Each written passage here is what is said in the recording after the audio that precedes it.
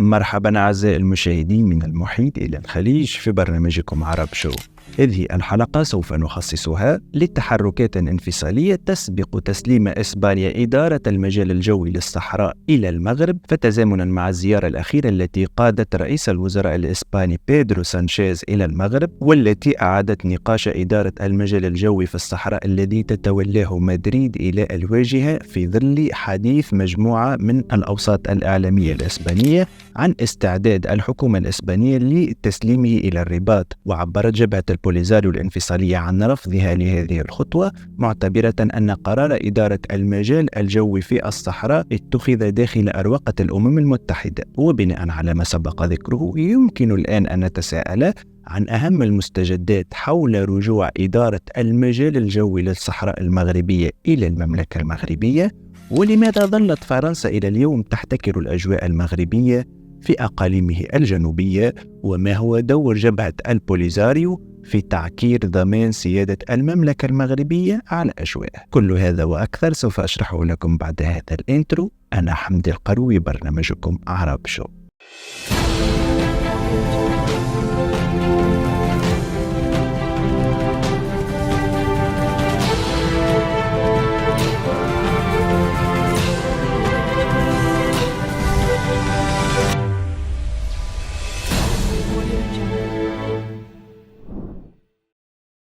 أود أن ألفت انتباهكم أعزائي المتابعين، خاصة الجدد منكم، بالاشتراك الآن في القناة وتفعيل زر الجرس حتى يصلك كل ما هو جديد، وضغط زر الإعجاب. ونعود لموضوع حلقتنا، والذي نستهله بما قاله القيادي الانفصالي عبد الله العرابي الملقب بممثل البوليزاريو في مدريد، والذي أكد رفض جبهة البوليزاريو نقل إدارة المجال الجوي للصحراء إلى المملكة المغربية، موردا في تصريحات صحفية أن إسبانيا ليست صاحبة المجال لكي تقرر تسليم السيطرة عليه إلى المغرب، وستجدنا أمامها في حال حدث ذلك في تهديد مباشر للحكومة الإسبانية في حال أقدمت على هذه الخطوة التي من شأنها نسف المشروع الانفصالي في الأقاليم الجنوبية للمملكة نهائيا. وكان خوسيه مانويل ألباريس وزير الخارجية الإسباني قد أكد في يوليوز الماضي استمرار الاتصالات مع الحكومة المغربية حول المجال الجوي في الصحراء الذي يدار انطلاقا من مركز المراقبة الجوية في جزر الكناري، فيما يرى متتبعون أن الحكومة المركزية في مدريد واعية تماما بطبيعة الانتظارات المغربية في هذا الصدد، وبضرورة تسوية القضايا العالقة بين البلدين الجارين تماشيا مع الدينامية الجديدة التي تعرفها العلاقات بينهم. كما أن الحديث عن استعداد إسبانيا تسليم إدارة المجال الجوي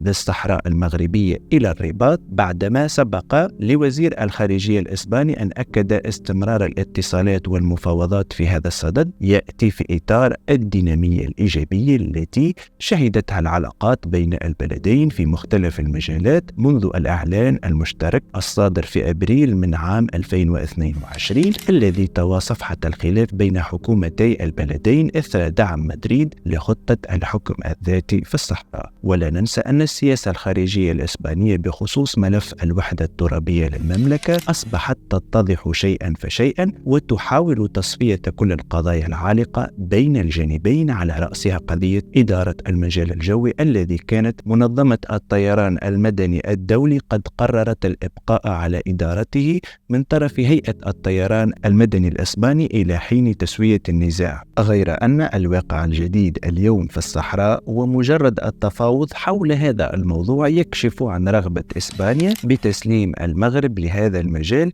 لتثبت سيادته الكاملة على أقاليمه الجنوبية. وأشار المتحدث إلى أن إسبانيا لن تلتفت إلى دعوات الجبهة الانفصالية في هذا الصدد، لأنها حسمت أمرها ومواقفها، وهي تريد اليوم الانخراط بشكل جدي أولا في مسلسل تسوية هذا النزاع وفق المقاربات المغربية، وثانيا تريد تسوية كل الملفات والقضايا ذات العلاقة بهذا النزاع من أجل المساهمة في الجهود التنموية التي يقودها المغرب في أقاليمه الجنوبية، إذ أنها تراهن على واقع الأمن والاستقرار في المنطقة، وستسعى لترجمة موقفها الجديد بخطوات عملية من هذا القبيل. وبالتالي الأطروحة الانفصالية وصلت أوج مراحل اضمحلالها، ولا تملك البوليزاريو اليوم ولا الدول الداعمة لها وعلى رأسها الجزائر أي أوراق للضغط على الحكومة الإسبانية من أجل ثنيها عن اتخاذ خطوة تسليم المجال الجوي إلى المغرب، لأن مدريد والدول الحليفة للرباط حسمت مواقفها واختياراتها الاستراتيجية، ثم إن المغرب كرس وضعا جديدا في الصحراء أمام المنظمات الدولية الذي لا يمكنه إلا أن يساند أي خطوات تخدم الأمن والاستقرار في المنطقة. ولا ننسى أن العلاقات المغربية الإسبانية قطعت أشواطا مهمة، إذ شهدت تقاربا سياسيا واضحا منذ تغيير الموقف الإسباني حول مسألة الصحراء بدعمه للطرح المغربي، وهذا سينعكس بكل تأكيد على طبيعة التعاون بين البلدين وعلى الملفات العالقة بينهما، على غرار ملف جمارك سبتة ومليلي وملف إدارة المجال الجوي في الصحراء المغربية. وأضافت لومير أن صانع القرار في إسبانيا يعي جيدا أن أوان ممارسة المغرب لسيادته على المجال الجوي في الصحراء قد حان، وأن هذه الخطوة تأتي بالنسبة للرباط تكريسا وتثبيتا لموقف مدريد الجديد من النزاع المفتعل حول الصحراء، إذ ترى المملكة أن إدارة المجال الجوي في أقاليمها الجنوبية ستكون نقطة فارقة في التقارب بين الجانبين، خاصة وأن إسبانيا لن تغامر بالدخول في توتر جديد مع المغرب في ظل الثقل القاري الذي أصبح يشكله والدعم الدولي الذي يستطيع حشده لصالح هذه الخطوة. وتعليقا على الخطاب الانفصالي حول هذا الموضوع، قال العديد من الخبراء المغاربة إن الجميع يدرك أن لا سلطة في الواقع للكيان الوهمي على الأقاليم الجنوبية، وبالتالي فإن خروج قيادته بتصريحات في هذا الصدد ما هي إلا محاولة لتغليط الرأي العام الدولي، كما أن تشبث الجبهة الانفصالية بهذا الخطاب المنافي للواقع الذي ثبته المغرب على الأرض يكشف في الحقيقة هشاشة هذا الكيان ودعمه وتناقضه مع خطابات قياداته. أضف إلى ذلك كما سبق أن قلت أن جميع الدول باتت تدرك جيدا طبيعة مقاربة الحزام الجديد الذي تبناه المغرب مع حلفائه فيما يخص سيادته وقضاياه، وبالتالي فإن تسليم المغرب لإدارة المجال الجوي في صحرائه مسألة وقت وترتيبات لا أكثر ولا أقل. كما أشارت الصحيفة الإسبانية سابقة الذكر أن المغرب وضع تسليمه إدارة المجال الجوي للصحراء كشرط لافتتاح الجمارك التجارية بسبتة ومليلية، مضيفا أن الحكومة الإسبانية تتجه إلى الموافقة على ذلك، وبالتالي تسليم إدارة المجال الجوي للصحراء إلى الرباط بصفة نهائية. وتدير إسبانيا لعقود المجال الجوي للصحراء انطلاقا من قواعد جوية في جزر الكناري باعتبارها القوة المديرة في المنطقة، لكونها كانت تستعمر أقاليم الصحراء إلى غاية سبعينات القرن الماضي، وقد استمرت في ذلك ضمن اتفاق دولي في إدارة المجال الجوي بعد رحيلها من المنطقة. واعتبر محمد الطيار الباحث في الدراسات الأمنية والاستراتيجية أن ملف ترسيم الحدود الجوية مرتبط بمسألة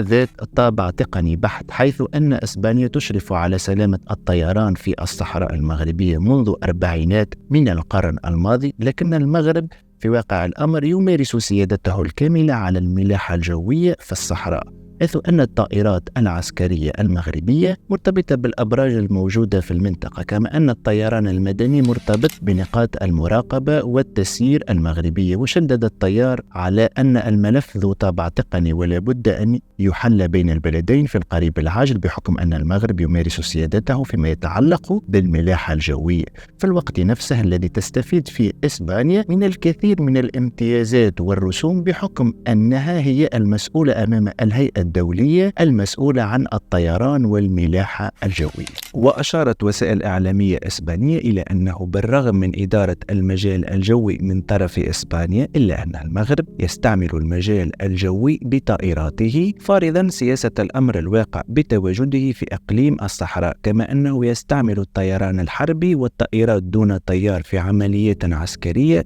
في المنطقة بشكل مكثف ودون الرجوع إلى إسبانيا. وفي هذا الصدد تجدر الإشارة إلى أن الموقف الإسباني بشأن الصحراء المغربية الذي والذي اعتبر أن الحكم الذاتي هو الحل الأوحد لهذه المشكلة، يعني أن المغرب لا بد أن يمارس سيادته الكاملة على أقاليمه الجنوبية بما فيها الإشراف على مجالها الجوي الذي يعد ملفا تقنيا عالقا في العلاقة مع الطرف الإسباني. لذلك من المنتظر أن يتم حل هذا الملف في أقرب الآجال. ووفقا لمنظمة الطيران المدني الدولي التابعة للأمم المتحدة ISAO، يشمل المجال الجوي أراضي المقاطعات الجنوبية للمغرب بالإضافة إلى جزء من المحيط الأطلسي بما في ذلك جزر الكناري، وتضم عدة مطارات في المناطق الجنوبية مثل الداخلة والعيون والسمارة. وأكدت الحكومة الإسبانية في رد على سؤال من السيناتور فرناندي كلافيجو الذي يمثل جزر الكناري أن المفاوضات مع المغرب بدأت في هذا الموضوع، وهذا لكل من يشكك في بدء المفاوضات أصلا. وعلى الرغم من أن السيطرة على المجال الجوي كانت في أيدي إسبانيا، فقد وقعت هيئة المطارات في الدول الأوروبية ANR اتفاقية مع نظيرتها المغربية أوندا لتنسيق التحركات، وتشهد الاتفاقات منح مركز المراقبة الإقليمية التابع لأوندا في الدار البيضاء تفويضا أوليا للرحلات الجوية التي تدخل وتخرج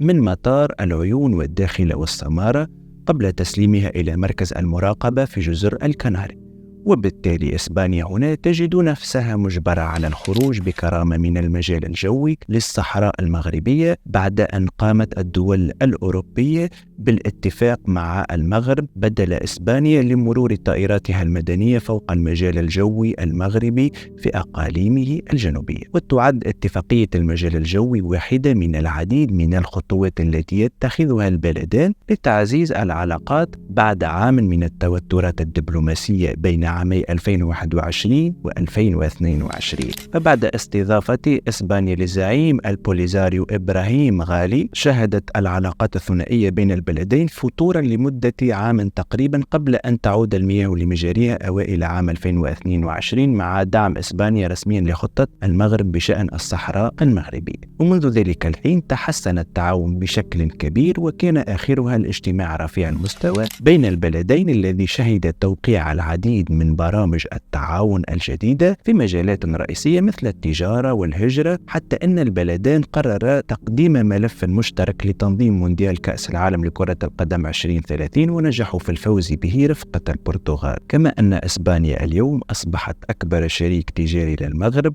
والمغرب أصبح ثالث أهم شريك تجاري لإسبانيا. وهذا التقدم الضخم في العلاقات بين البلدين بإذن الله ينذر بتصفية كل القضايا العالقة بين البلدين، وعلى رأسهم ترسيم الحدود البحرية الجنوبية المغربية مع جزر الكناري الإسبانية، وملف الجمارك مع الثغرين المحتلين سبتة ومليليا. ولا ننسى استكمال السيادة الجوية للمغرب على أجوائه في أقاليمه الجنوبية، خاصة وأن المغرب لم يكن يحترم سيادة إسبانيا الجوية على المنطقة، إذ أن كل الطائرات الحربية المغربية لا تتعامل مع مركز جزر الكناري، بل تتعامل فقط مع وحدة الدفاع الجوي عن التراب المغربي ومع أبراج المراقبة العسكرية المغربية المتواجدة بالصحراء مثل العيون والسمارة والدخلة وما إلى ذلك. وهذا لأن المغرب يعمل في صمت ولا يريد كشف تحركاته العسكرية لجهة أخرى، لأن هذا يمثل تهديدا لأمنه القومي. كما يقول بعض الطيارين المغاربة أن أغلب الطائرات للخطوط الملكية المغربية لم تكن تتعامل بدورها مع ذلك المركز بجزر الكناري التابع لإسبانيا. وكل هذه العوامل تجعل أمر تسليم إدارة الأجواء من إسبانيا إلى المغرب مسألة وقت فقط. أرجو أن أكون قد وفقت في نقل المعلومة، وإذا وصلت عزيزي المشاهد إلى نهاية هذه الحلقة فعلا فأنت من المشاهدين المميزين في قناة عرب شو، وأدعوك للإعجاب بالحلقة